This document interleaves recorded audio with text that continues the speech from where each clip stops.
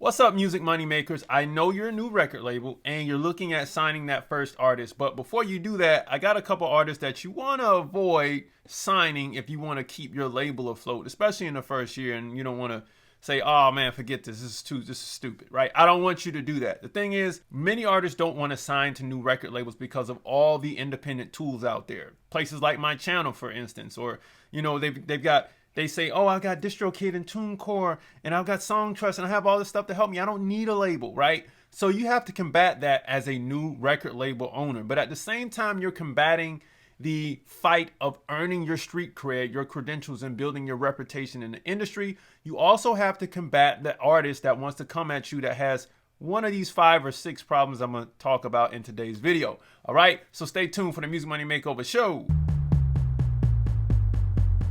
Hey everybody, welcome back to the Music Money Makeover show. Now here's one thing I can testify to. When I signed my first artist, I merely did those on, and everything is not contractual, but it was a contract. I did it on handshake agreements and limited contracts, meaning the terms weren't very strict. I only signed contracts and did things that I knew that I could fulfill. And if I could not fulfill it, then I let the artist go. It's for the simple fact that if you don't let them go, you're going to end up causing a headache to yourself, and you're going to just throw your life into just a whirlpool of issues and trouble. And you don't want to do that for them and for you. So there's a bit of game there. And I'm letting you know, man, I've been through this and I know where you are. Now, I got 2 rules before we start this process, before you hit that skip button and you go directly into these artists. Number 1, don't sign the artist for too much or restrict them too much when you're doing your first deal because you feel insecure that the artist will leave you. I see this all the time. The person who signs the artist thinks they have to sign their life to them, and then they want to prevent them from doing any and everything and spreading their wings and growing creatively. Artists hate this, and this makes a terrible creative environment for the artist, and you end up looking like a dictator to the artist, and then they just don't want to do business. They won't come to the studio, and yada, yada, yada on down the line. You're too controlling and restrictive. We don't want that. Number 2, never over obligate yourself as a new record label and put too many things in your contract to be executed. The only way that happens as a brand new record label is because you already have experience in the game and you're starting a new company, right? You have the connections, you have the experience, and you can make things happen very quickly. This is a preventative measure, so you already see down the line we're going to do more deals. Now that you have the game out of the way, let's talk about these 6 artists that I need you to avoid if you're planning on making money in this game. My number 1 rule is to never sign an artist that doesn't believe in themselves more than you believe in the artist.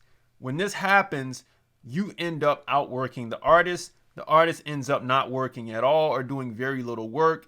Or the flip side of that is the artist does a lot of work and you do a lot of work, but when it comes time to put the art out, they're very sensitive, I'm going to say. They're very reserved about their art. The artist should be sensitive about their art. But when they become reserved and protective of their art, saying, "I don't think it's good," or they second guess their art, or "I don't know, man, it just, I don't know if I need to put that out," or it's like, "Oh man, it just wasn't good. The show, it wasn't good." There's a fine line between being insecure about, the artist being insecure about what they do, and then also being a person who is seeking perfection with their art. Number 2, an artist with no work ethic. So this artist may be really, really talented. They come to the studio, they cut amazing records, but that's all they do. Like that's the one thing that's their strong suit, is getting in the studio and cutting amazing records. But they don't want to come to the show on time. You know what I mean? They don't want to do anything else on time for you as a record label to run. Don't want this artist. Because if the studio is the only thing they do, then they could be a studio artist. They could write records for you. But you don't want to sign this person as an artist, because an artist is a huge responsibility. And they have a lot on their shoulders that they need to handle. So you don't need to be sure that this artist can not only work in the studio, but can work in so many other places, right? And we don't have that long to make these judgments. We have about 90 days, 3 months to make these judgments. And the better you get, you can really do it in like 2 weeks. Number 3 is a hothead artist. This artist that can never back down, never wants to let stuff go, always has to get into altercations, is bad for business, especially when you're just getting started.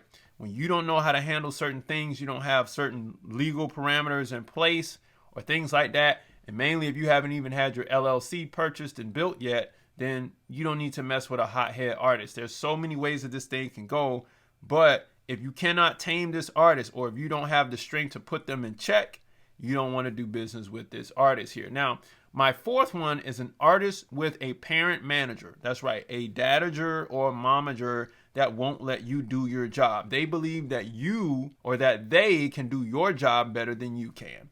You don't want this, because now this is a huge issue, and it really will only take you a week to see the temperament of the mom and dad and how excited they are to do stuff for their artist. Listen, the momager or the dadager is going to have the artist at every single backyard barbecue show going on, every fair show going on, every pep rally going on. They're not going to place that artist in the place where they need to be, because they're thinking of things to protect their child. They're not thinking of the game. They're not thinking of the industry. So the momager and the dadager can only go so far with the artist, and if they believe that they can do your job better than you can do it, you got a problem on your hands. It should take you about 2 to 3 weeks to notice the signs of these the parents.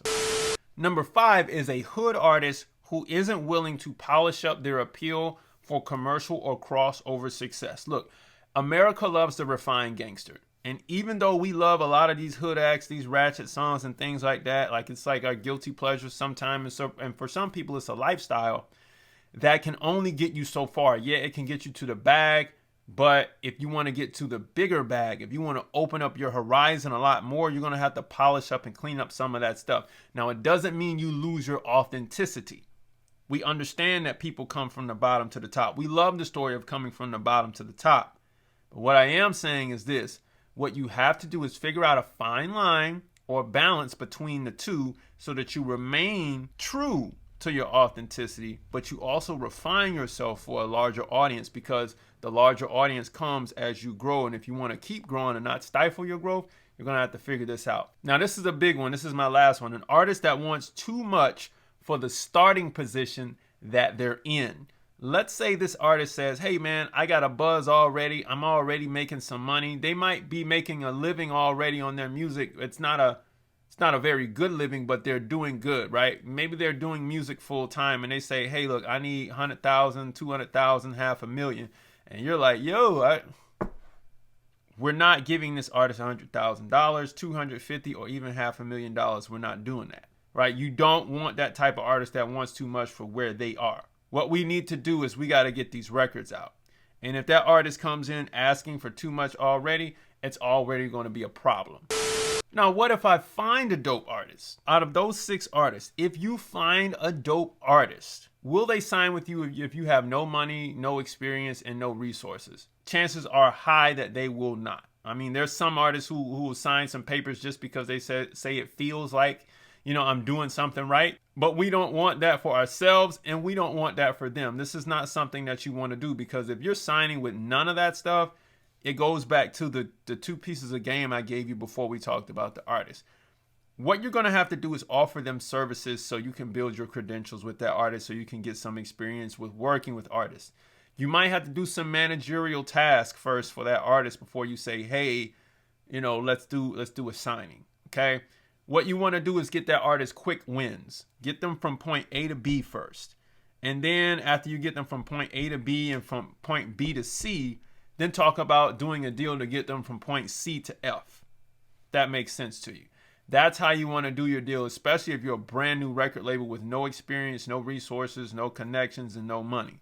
You want to help the artist get some quick wins so you can build the trust and you can build your reputation for hard work. You got some work to do. I need you to think about the services you're going to offer first. I need you to really consider these artists that I just talked about. Go through this video once again to watch it. Then third, I need you to grab the 60-day record label and build your record label out so that once you got them from point A to B and B to C, when you get ready to do from point C to F, you have a structure built for your contract. Because if you're signing an artist to a contract and it's not based on your company, you're in a world of trouble already. So you got to have your structure built before you even think about signing an artist in the first place. Grab the 60-day label for that. Now, once you get all of that done, you need to think about the first task that you're going to take off the plate for this artist. Obviously, you will have to target that artist first before you figure out what you're going to help them with. But figure out what you're going to help that artist with once you're getting ready to choose that artist and say, hey, look, I can help you with yada, yada, yada. I would love to sign you one day. Right now I can't, but I want to, but I do want to put in the work for you. Let me show you what I can do. That's going to be a better conversation to say, hey, would you consider signing to blah, blah, blah? Because the first thing they do is call me. They book a call with me and they say, hey, look, man, somebody was thinking about signing me. Can you take a look at this contract? Or they go to an attorney. And when that attorney looks at that contract, they're going to look at the contract and then they're going to come looking for you, the company, to see if you have anything that you can really offer this artist. It's going to put you in a negative position. We don't want that. We want to help this artist get some quick wins. All right. So at the end of the tunnel, you got to build a structure right, and it's going to do well for you down the path. You'll remain separate from the artist, which is what you want. Secondly, we're going to become so aware of this artist's behavior that we can figure out, and I'm going to say this, 90 days or less, you need to make your choice or decision on the artist, whether you're going to keep them or whether you're going to pass on them. Now, once you're aware of this artist, you can see what obligations that you can put on yourself and things that you can take off their plate. And this also allows you to build capital and credibility in the game so you can become that big label boss that we talked about in the beginning. Lastly, this also gives you leverage for speed, right? If you got more leverage, you can give more speed to the growth factor in your label, and this helps you win even quicker. I'm going to say it again, get the structure right, because if you don't, the label will fall. Grab the 60-day record label for that. And if you fall into the trap of one of these artists, your career or the point at which you're starting will end quicker than it started. So avoid these artists like the plague, I'm telling you. All right, music money makers, if you make music, you should make money. Follow for more music business tips. Visit musicmoneymakeover.com, and I'll see you next time. Peace.